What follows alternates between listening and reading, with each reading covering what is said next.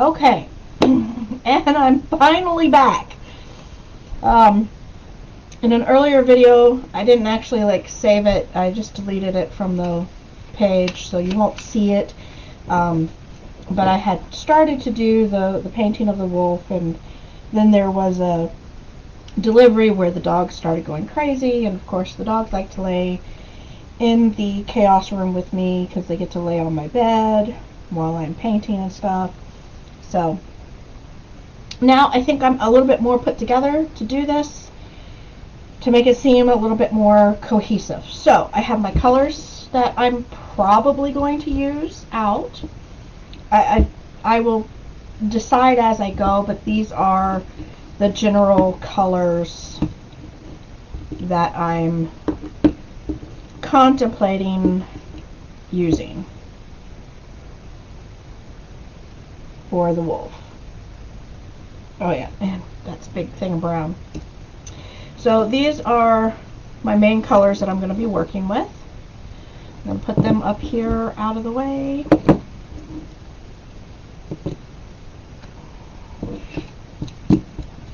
This is a catalog photo of the wolf piece that I'm going to be using as my reference, not as my end-all be-all.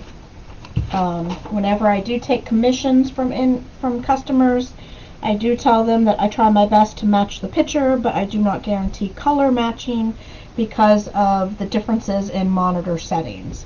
Something on my end that looks like it's maybe a maroon could actually look more red on somebody else's screen. Even printer settings are a big difference. So I do it with a grain of salt, and this is just a guide, not the rule. I have a lot of paper towels ready.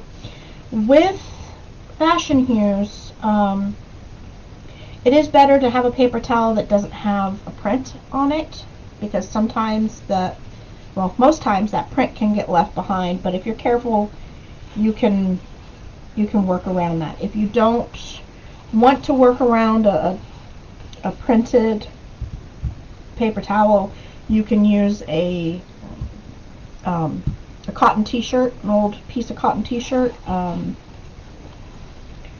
Just make sure it's not the part where there's any design on it. I always have some wet wipes on hand because you get very messy and you can end up getting fingerprints all over the place. Of course, some water. These are brushes that I found at the Dollar Tree. They're called Master Stroke, and they're from the Crafter's Square line that Dollar Tree carries. They look like they're really good brushes. This is a nice, really fine tip. A little too close, you guys can't see it. There we go. Real fine tip there. And they even have marked on here what they're for. Like this one says 3/4 inch Master Stroke wash. This is a 10/0 round tip.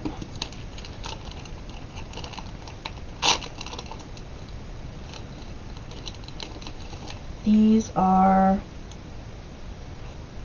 a shader. This is a number 2 shader, a number 6 round, and a number 6 shader. So these look really nice. They feel nice. So I'm gonna use these for this project just to see how it goes. And I'm trying to decide if I want to base coat in, well, not base coat, I gotta stop saying base coat. Base coat is what we've already done on a previous video that I did actually post this morning. That one should be labeled Good Morning Magical Mud. As I was typing that, I was thinking of the movie Good Morning Vietnam and how Robin Williams always signed on with that in the movie, his character. So I think The Mediterranean is just a little bit darker, well actually a lot darker than the regular brown. This is the Mediterranean and this is the brown. I think I'm going to start out with Mediterranean, and I may or may not have enough in here. I might have to get my other one out.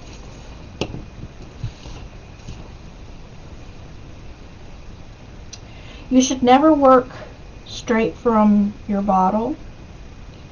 You should always pour some out and work from a little pool, because if you work straight from your bottle, you can dry the paint out more. You can cross-contaminate colors, and that really, it really is a big deal when you cross-contaminate colors, because then you don't have the colors that you want. So a lot of times the ladies that actually do this for a living, when they're at the shows or the classes, they will take the colors and put them out onto a different area for their students and do it themselves and not let the students do it, because even as adults we still tend to put out too much paint. We still, if we're learning, we tend to forget that you can cross-contaminate colors. So if you take a class and the instructor does this part for you, don't take offense. That's just them trying to make sure that they don't have a lot of waste in their product, because that becomes their most expensive part for them. And I could have just painted out of this one because this is basically an empty jar. But I'm going to close it up, and I might paint straight out of that one. This is where it gets fun and messy. Take your, load your brush. You're going to work in really small areas. So you want to go no more than where your paintbrush will go. You don't want to use your paintbrush, empty it out, and then reload and do more. You want to just use one load of paintbrush at a time. You want to have your paper ready, and you are literally going to paint everything this color. And this is the Mediterranean S23. And because this is my older bottle and it was nearly empty, it's kind of tacky and a little hard to work with. That's not going to be a big problem. I can show you how to get around that. But once you've painted that area that your paintbrush will do, you take your paper towel and you wipe it away.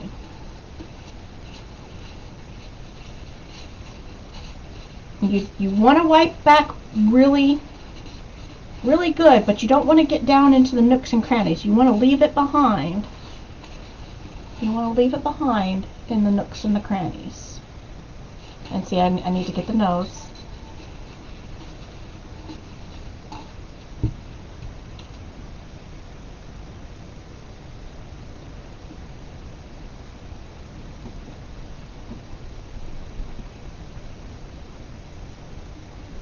Now, Fashion Hues also sells a thing called blending medium, and the blending medium helps elongate the life of the paint.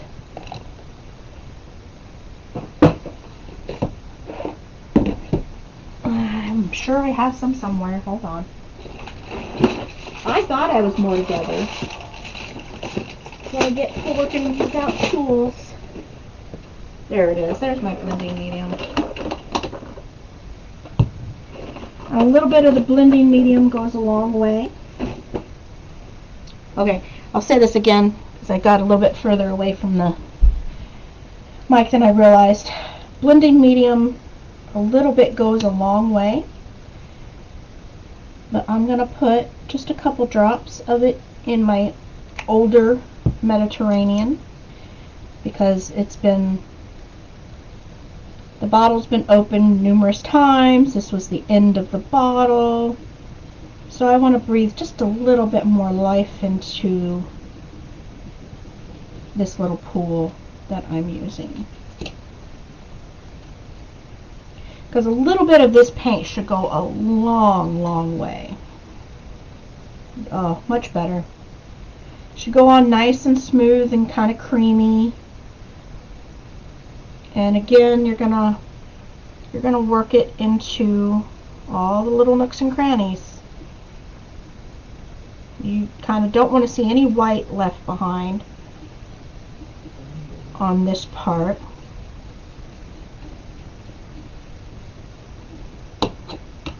Use your same paper towel.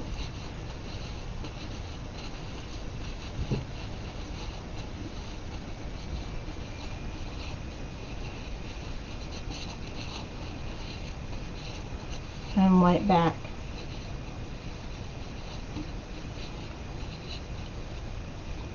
There we go. Look at how it just makes the details pop. Basically, this is doing your shading for you. And you kind of work from the darkest color to the lightest color.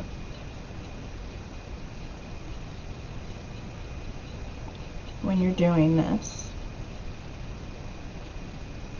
You might need to add just a little bit more blending medium.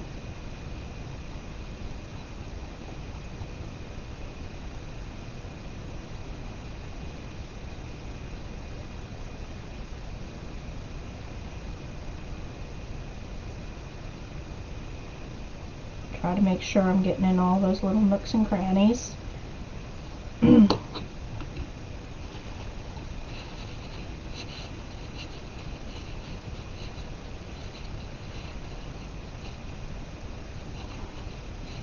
Later on, what I'll do is I'll take the good morning video that I did this morning where I was doing the base coats on this piece and the horse, and I will splice it in with this video, and I will post them not only here on Facebook, but I will also post them over on my YouTube channel, Pixie Dust and Chaos, so that you can find them and watch them at a later point in time if you prefer the YouTube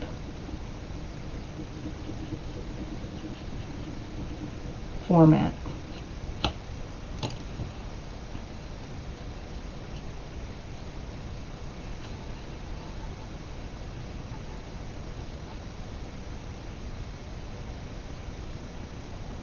But if you see, I keep picking it up and putting it against me. But I always have done that, and it's like, I guess it stabilizes the piece for me. I feel more secure, so I can kind of relax while I'm doing all this. And I know I'm refilling the brush, but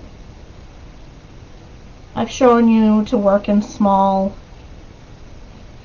increments. Now it's do as I say, not as I do. Sort of. But you want to make sure that you don't work in such a big area that you can't come back and wipe it, that it's dried before you started wiping. The good thing about fashion hues is even after it's dry, it's still, I guess, malleable. You can still kind of go back and work with it and blend it and even go back and remove more if you need to remove more. Now, let's say you got a spot where it just was so dark, you went too far, or you got it in an area where you didn't really mean to. The good thing is you can take a wet wipe and basically erase it all.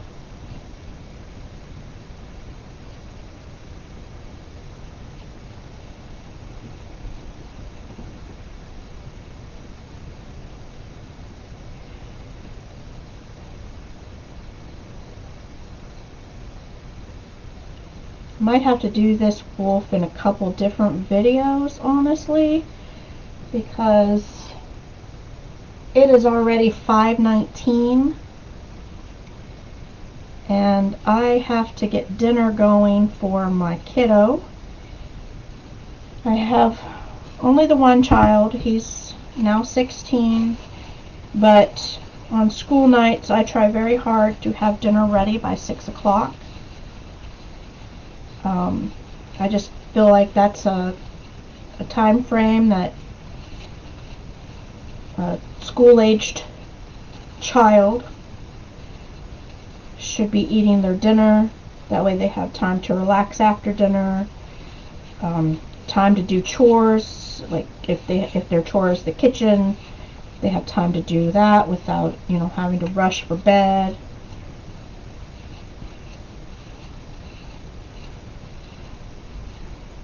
Time gets away from you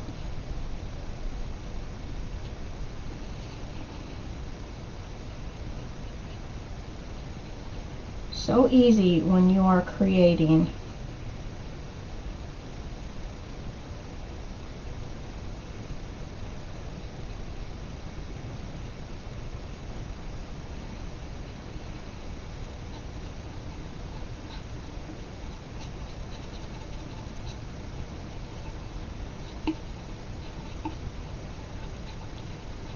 Now, by doing this one color all over the piece,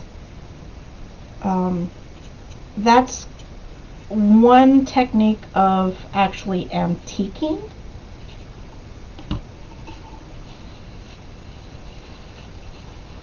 Some people like to antique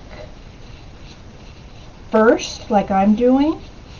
Other people like to do it at the end of the project.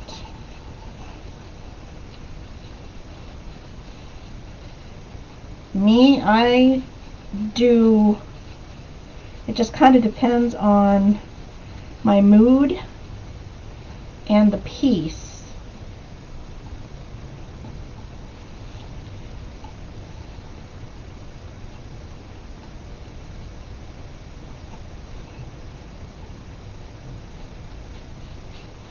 As to if I will antique before, after.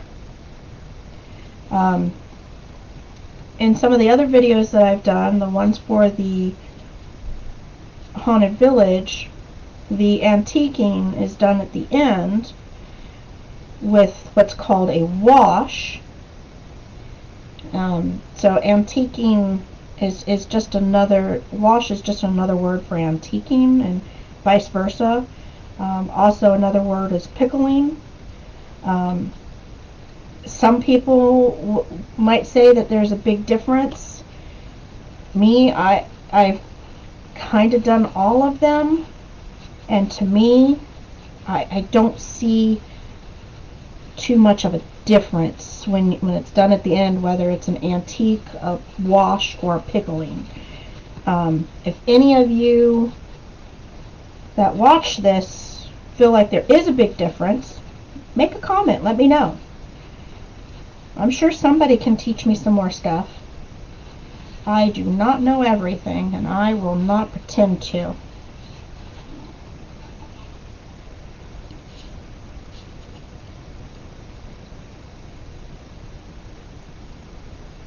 Also, make a comment if you're watching. Make a comment if you want to see this all done live, or if you would rather me just go ahead and paint it and post it as one video.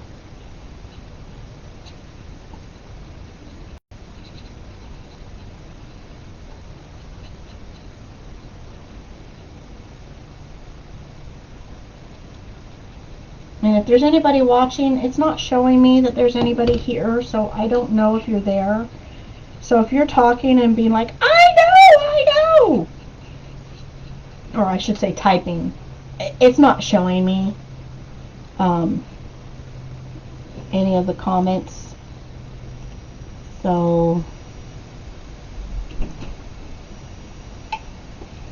yeah. Don't think I'm ignoring you. It's also really hard to talk, paint, and read at the same time. So it's really easy to miss any comments. But I do go back. I get notifications on the videos. So if you guys post after the video, I will see it. Okay, see, I think I painted too long and it's getting dry.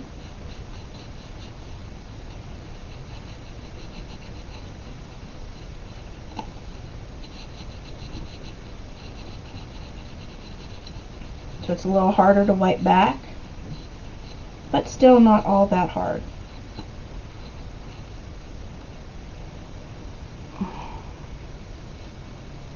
See, I am getting down in the crevices, but I'm not wiping away too much out of the crevices.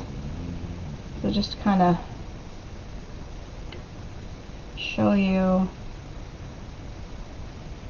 how it's looking so far. But look at how the eye, okay, wait, let me get back. There we go.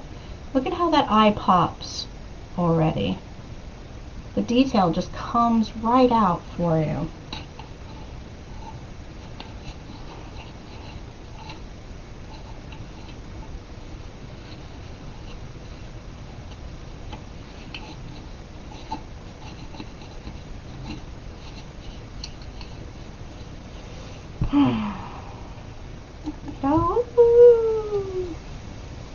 Alright, number 23.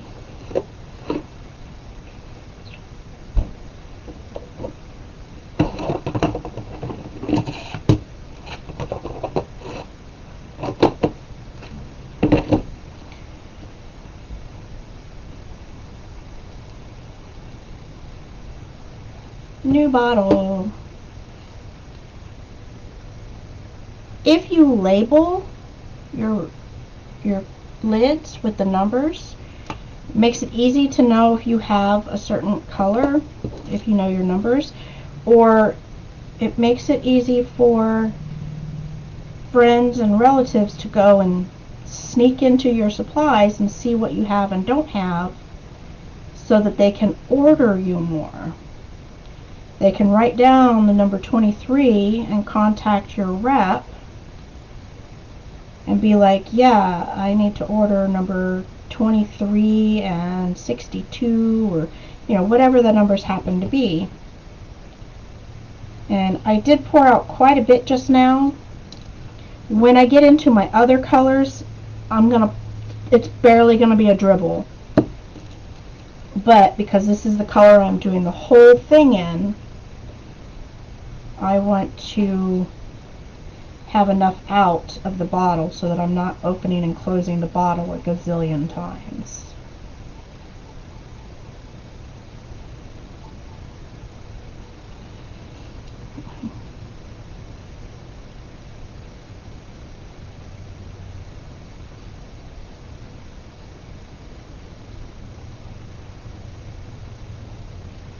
And then I will probably do a combination of dry brushing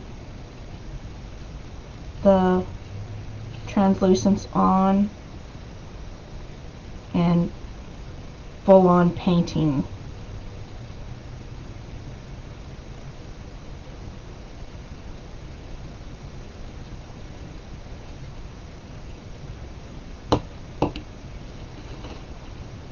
still using the same paper towel. There'll come a time where you need to put a little bit more color back into a spot.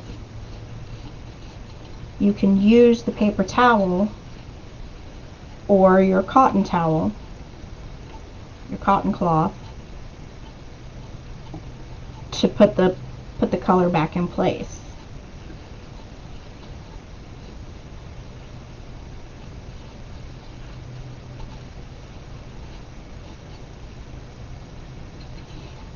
And again, I am not certified as a teacher in anything. I should look into that, but I also feel like by not being certified right now, that you guys can see somebody that's not certified can do this, that it is actually as easy as all the instructors are saying that it is. You know, when you see an instructor do something and it comes out gorgeous at the end, you're like, oh, well, of course it's gorgeous. You know, it's their job to work with this stuff. So you kind of don't believe that it really is that easy, or you know, even you could do it. But sometimes when you watch somebody who is not an instructor actually doing something, you're like, oh, okay, I can do this. I have painted, I don't know, probably 7 or 8 pieces with fashion hues.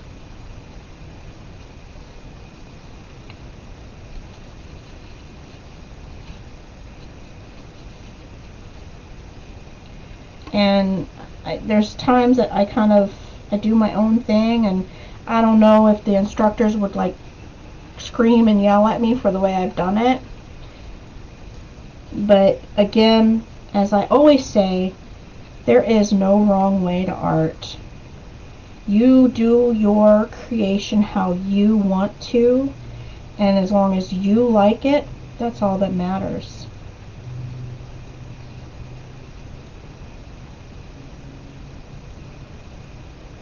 You know, and there's supposed to be brushes for certain things, and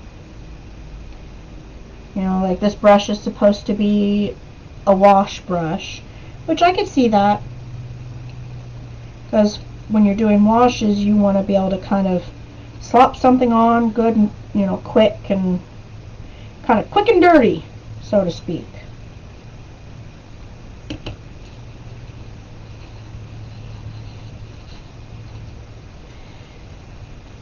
If your towel gets too gunked up, turn it over. There's going to be a spot where it's not as gunked.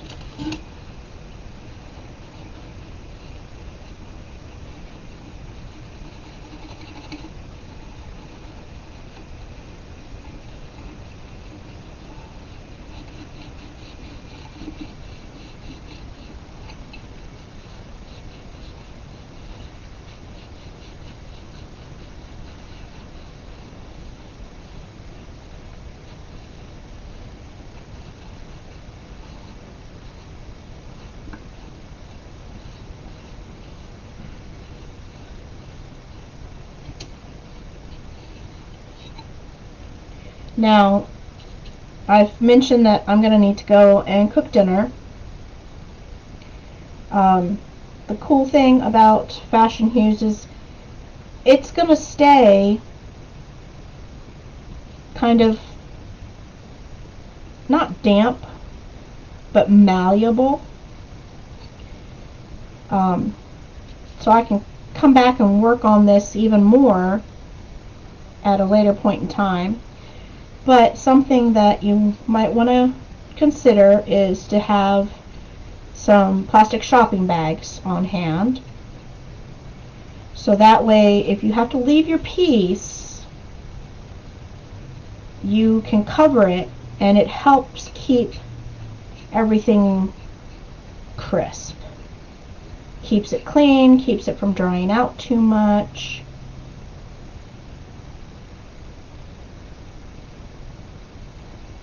There might come a time where you end up tearing your paper towels. If that happens, or if the paper, you know, if you're doing a huge piece and the paper gets completely saturated with color, by all means you can start with a new paper towel if you need to, but you do not have to. Something else you can do is use a brush for every new color. Every color gets its own brush. And when you're done, or you know, if you have to step away like I'm gonna have to, you can kind of wrap your brush up,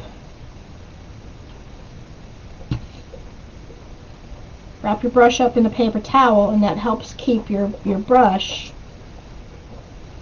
from losing its moisture. Not sure which way I want to go.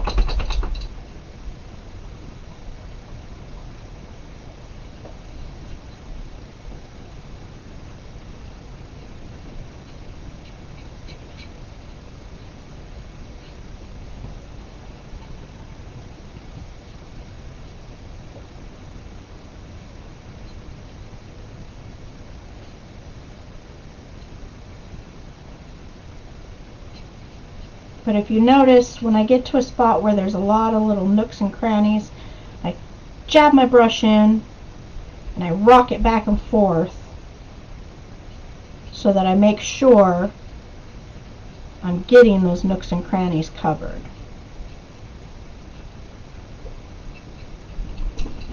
You don't want to have little pinholes of white sticking out at you.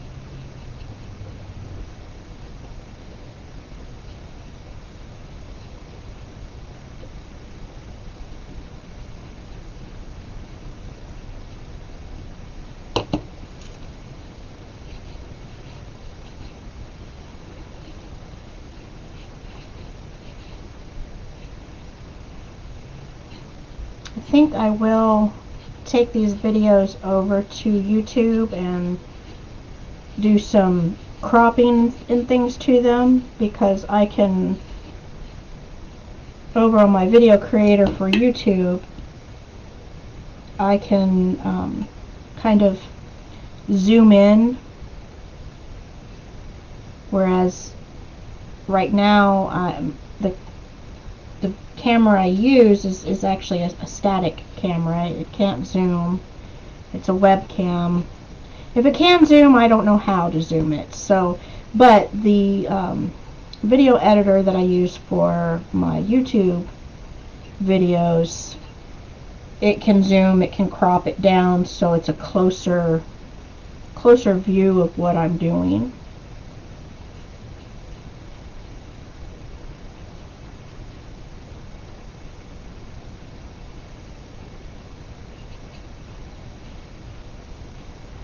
And now see, I'm trying to rush, so I've done a very big very big section.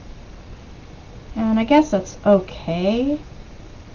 But really, when you're first starting out, the key is to do smaller sections till you get a hang and a feel for how this works for you.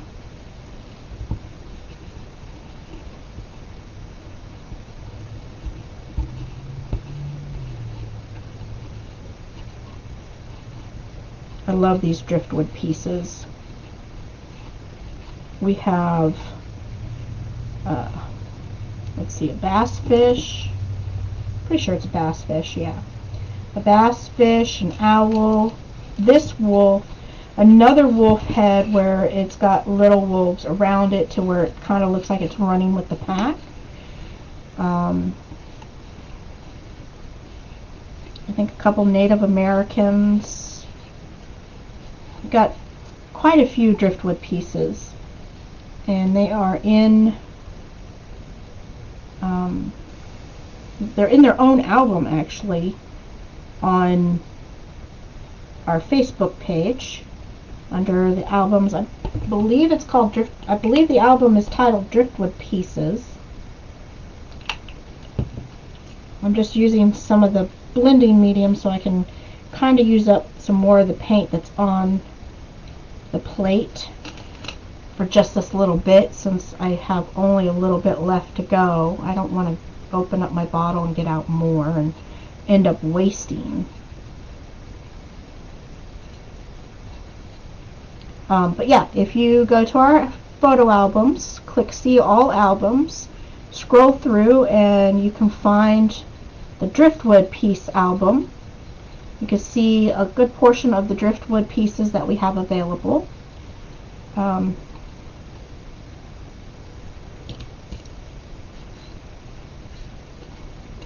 You can order right from our Facebook page. We have a Google form that you fill out and you tell us how you want to pay. If you want to pay by PayPal or Square, or even if you want to send a money order, you have that as a choice. Obviously, with a money order, we won't do any work until the money order gets to us, because too many people will say the check's in the mail, and you know, too many bad people have spoiled the bunch. So anyway, this is where I'm going to stop for now, because I have to go and cook dinner. I'm going to get a shopping bag.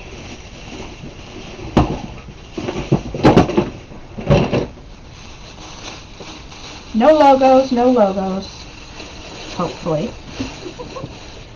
And I'm going to cover the piece with the shopping bag so that it doesn't dry out completely, which Fashion Hues almost never dries out completely. Like, even a year later, I have a unicorn piece that I've painted with Fashion Hues, but I haven't top coated it, I haven't sealed it, and I can still run my thumb on it and get paint on my hand. So that is one thing. It's good and bad at the same time, because you have to seal Fashion Hues when you're done with it, or you'll end up getting into a mess. And this is the messy part. So this is why I keep, one of the reasons I keep wet wipes on hand. I buy them in bulk from Costco. And I just use baby wipes. You know, most times they're sensitive, and you know, if they're good for a baby's behind, they should be good for my hands, right? So I'll clean up real quick like this, and then I'll go to the bathroom and use my lava soap just to make sure that I don't have paint on my hands when I go start cooking for everybody. Okay guys, I'm going to end it here, and I will be back later to hopefully finish the wolf uninterrupted.